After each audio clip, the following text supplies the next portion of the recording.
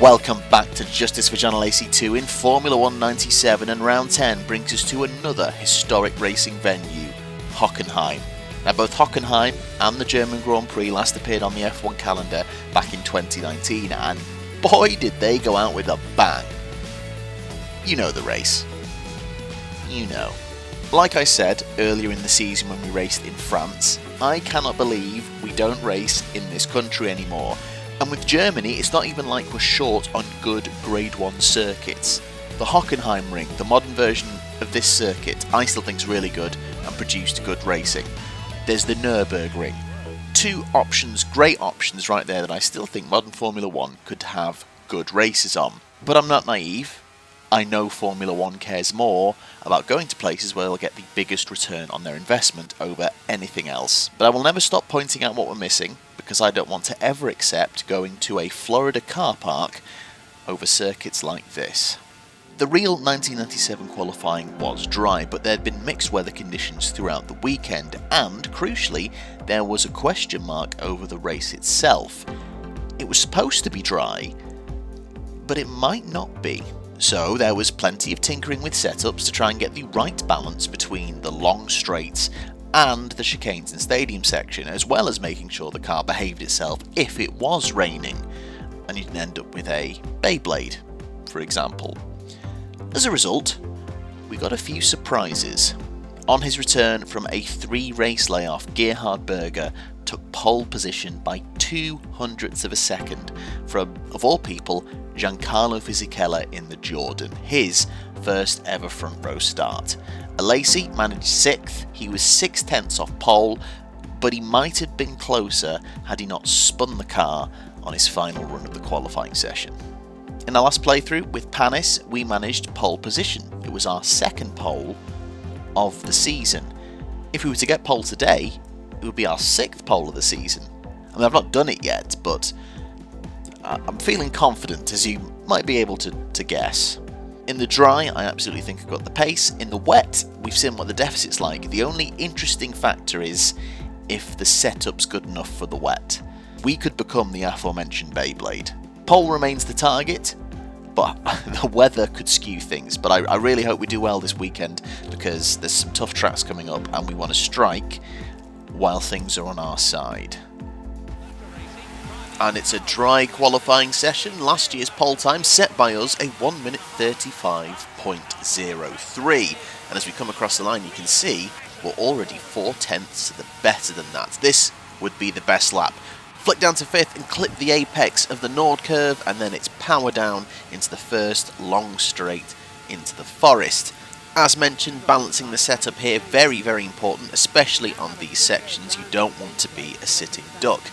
The end of the first sector is just under this bridge we go under, and we're behind by 0.2. Flick down to 2nd, you can take a healthy amount of curb through the first chicane called Clark and gain a lot of momentum out of it as we head on the run down to the second chicane, Erst. This one, slightly more difficult, no real defined braking zone, and it curves down and away to the right. I struggled to hit my marks on this multiple times in the session, as you can see, going a little bit deep into the chicane there, but not too bad, and we keep the momentum up as we head towards the final chicane, Senna. This can easily be the quickest of the 3. Flicking down gradually through the gears to 3rd, you can then, again, ride the curbs quite healthily and flatten it as much as possible to keep the speed up. But as you can see, a little shake of the head there, I felt like I could do it quicker. Let's find out. Another bridge appears, and this is going to be the end of Sector 2, and we're up by 0.05 of a second into our jip, down to 4th. I kind of double-clicked the button there, so I kind of scrubbed off a lot of speed. It's a bit more gradual down to 4th, then all the way down to 1st for the Sachs curve. My previous best lap had a really messy final sector, so I knew I could still improve even with this not being the best. Stay in 2nd, regulate the throttle through the final corner and across the line, and it is indeed an improvement by 0.6 of a second. It's Alesi! He just lost it completely, straight into the Arco barrier. Well, I think that should be enough based on the time from last year. I've got to say, I'm feeling confident about this. We were 2nd faster than last year, and we managed pole. Is it pole number 6? 34.0, a 35.4 for Schumacher. Panis, incredible third place. Villeneuve fourth, Berger fifth, Frentzen sixth. Hill in seventh. Hill was good here last season. I'm hoping Hill can sneak some more points this afternoon. He's alongside David Coulthard. Eddie Irvine down in ninth. But first, what happened in the real 1997 German Grand Prix, and it was a triumphant return to racing for Gerhard Berger. He was head and shoulders above everyone throughout the race. There was a momentary scare when he had to slow for Rubens Barrichello's engine failure, and that meant Giancarlo Fisichella was able to jump him in the final round of stops, but it took Gerhard 2 laps to catch and pass the Italian. Michael Schumacher finished his home race second, with brother Ralph coming home in fifth. Jarno Trulli finished an impressive fourth in the Prost, still standing in for the injured Olivier Panis, while Jean Alesi came home in sixth. Fisichella was pretty much nailed on for second all afternoon, but unfortunately he picked up a puncture off the debris from Barrichello's aforementioned engine failure, and then, after getting it repaired, had a mechanical issue of his own, and he would pull to a halt 5 laps from the end. In the Panis playthrough, we took advantage of our good straight line speed and breezed to our 3rd win of the season. Today, we are aiming for our 5th win of the season. That is the target, regardless of the weather. If it's dry, I think we could easily do it. If it's wet, it's all about have I compromised the setup enough. And I was glad to see that we are 1.4 seconds faster in the dry, because before coming into here, I ups the wings front and rear by 5%. So I'm hoping I've done enough to compensate if it does rain. Shall we find out? It's dry. Oh! Okay, so let's hope I've now not compromised the setup too much now. We were 1.4 seconds faster over 1 lap.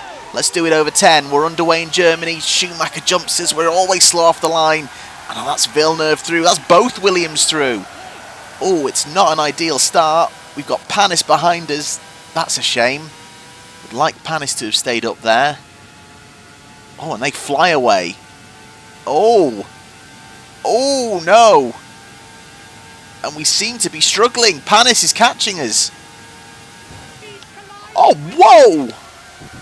I wouldn't say I collided with Panis there. Oh my word. Well, okay, so I have maybe gone a little too, just 5%, and we seem to be struggling in a straight line, but Schumacher's lost the lead to a Williams. I don't know which one. I'm not going to try a dive into Hurst. I've not been super confident on the line through there. My hope is... I don't seem too bad now. We're in the slipstream. But we really were struggling then. We were dropping back and Panis was on us. We've got a chance on this Williams into Senna. Oh, the door slab shut.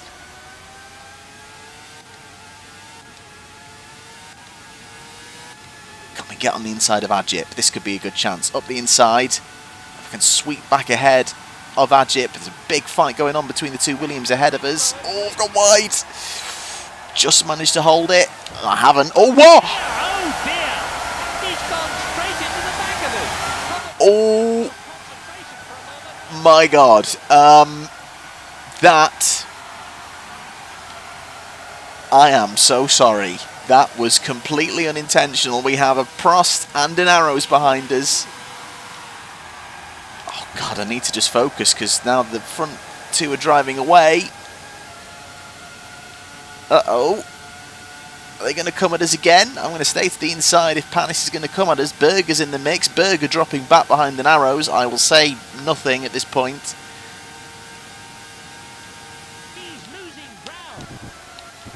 Whew, okay. Got the line through Clark. I am so sorry to that Williams. First place, Williams #1. And it's Villeneuve from Schumacher. Oh my god. I've just punted Heinz-Harald Frentzen into oblivion in his home Grand Prix. Oh, there might have to be some ramifications for that. We had ramifications in the first season we did as Alesi when we took off another Williams, took off the wing of Damon Hill. So we might have some punishment coming at the next round, which isn't good because the next round is Hungary and I'm not looking forward to it. But anyway, we've still got a race to think about now. Still aiming for the win. Our 2 championship rivals are ahead of us, and again I'm getting it all wrong at the Sachs curve. Oh my god, and I've been given a black and white flag for that, and rightly so. Olivier Panis and Panis, 2 drivers I actually really like. Oh my god. Twice I've gone deep into the Sachs curve, and twice it has cost other people. That's what you call an unsafe rejoin, and I got the black and white flag for that. However, I do feel like I need to get some kind of punishment for the other one, because the game probably should have black and white flagged me for the other one as well. But poor Olivier Panis, I'm so sorry. I mean, the good news is Damon Hill up in a podium position. I do want to remove him from that podium position. But I need to focus, because Villeneuve and Schumacher are getting away. Literally the worst possible scenario for the championship. Okay, we're approaching Damon Hill, and I'm well aware we're also coming up to the Sachs curve.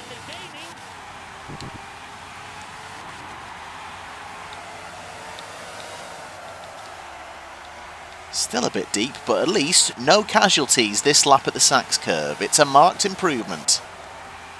I was not expecting to struggle this much, or be this clumsy. I clearly got way too confident, overconfidence. My downfall. The gap is increasing. Fortunately, we can still see the top 3 ahead of us.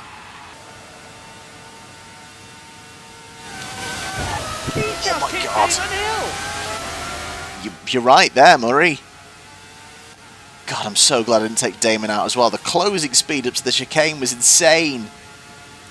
And Schumacher's ahead. It's the person we don't want to see. And Hill is now on the attack of a Williams. I'm going to sit this one out, guys. You go for it. Oh, no! I need to be very careful. That's 2 black and white flags. Jean Alesi having one of his fiery afternoons at the minute.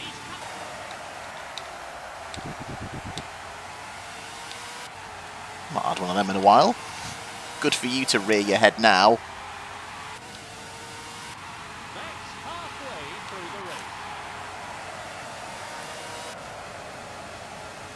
Finally, we take the Nord curve well, and look at the difference it makes. Oh, good lord.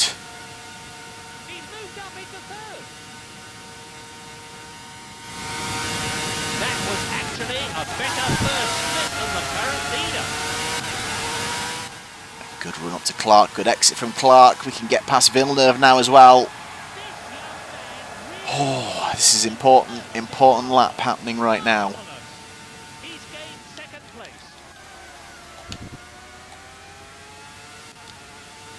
Better through Erst, and now it's finally coming together.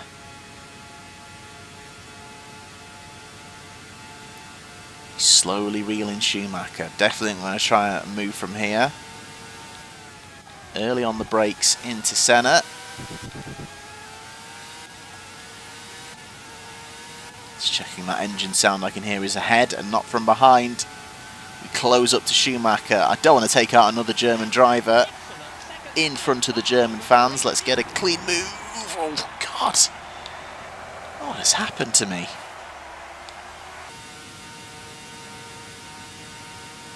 He's closing the gap. Clark, we just seem to be better on approach. Carry more speed out of the exit.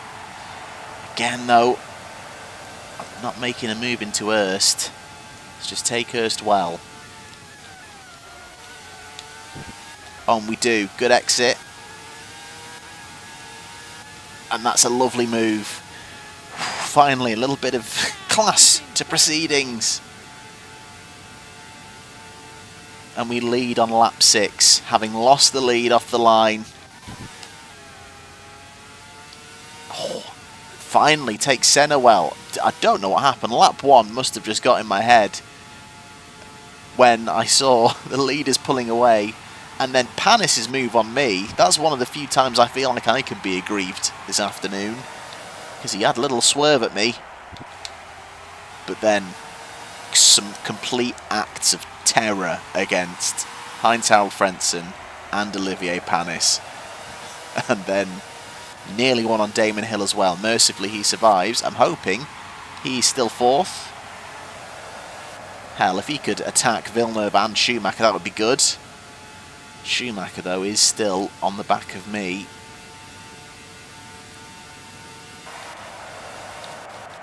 Definitely quicker in sectors. Sector 3, definitely quicker than us. Sector 1, most of it, but if I can nail the Nord curve, I can pretty much neutralise him there. See how much the gap's come down. 3/10, so not too bad that lap. Attack the Nord curve, and off into the forest we go.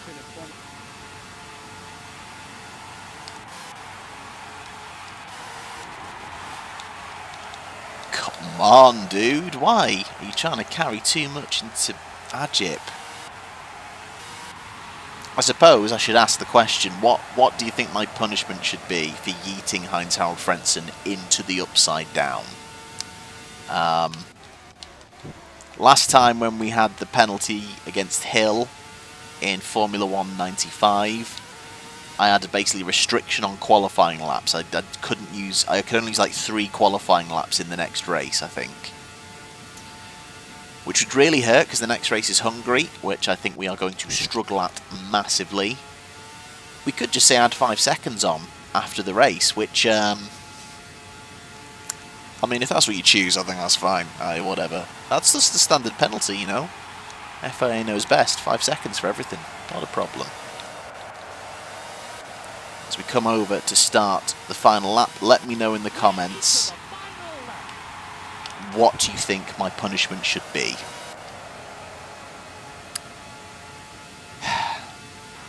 Right, concentrate now. See, keep it on the grey stuff. Through Sachs curve at an appropriate speed. Where was this at the beginning? Oh my word. Well, we do get win number 5, but my goodness, it was not as straightforward as we thought. There might be punishments on the way, and there's also a tough track on the way, but for now, an important race win for our season. Okay. Right. That's got nothing to do with me, first of all. So, we win the German Grand Prix by 16 seconds from Michael Schumacher. Hell, give us a 10-second time penalty. It's fine by me. We win from Schumacher. Panis, an excellent 3rd. I'm glad his race wasn't too badly affected by our collision. Hill, 4th. Amazing to see. Berger hangs on for 5th. Jacques Villeneuve.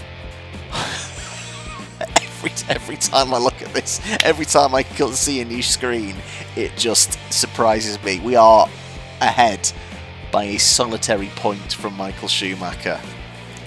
Hungary's next, for God's sake. Villeneuve, though, dropping off the back. I don't think I've ever seen him this far back.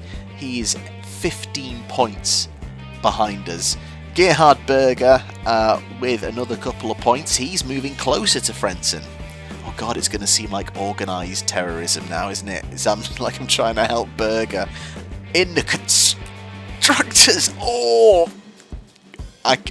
We've never won a constructor. I'm going to keep saying it while we're in the fight. We've never won a constructors on one of these games, and we are now 9 points clear of Williams and Ferrari. As mentioned multiple times, the next track is Hungary, and I feel like this could be another big struggle. Like Argentina was a big humbling, awful moment earlier in the season. This could be the same. But I might have a penalty to serve, and that's up to you as well. The options are, there is the cheeky one of just give me 5 or 10 seconds and put it on my time, and you could consider it job done. Obviously I can't take points off myself by having a retrospective 20-second penalty, so that's kind of out of the question. So if you feel like I should serve some form of justice, it's going to have to be impeding me somehow for Hungary, whether it's reducing qualifying laps, maybe it's not qualifying at all. I throw my mercy onto you. I mean, if it's going to happen anywhere, it might as well happen at this shithole. I don't actually dislike this track, I just dislike how good the AI are at it on this game. But will we still lead the championship when we leave here? I don't know. Only one way to find out. See you soon.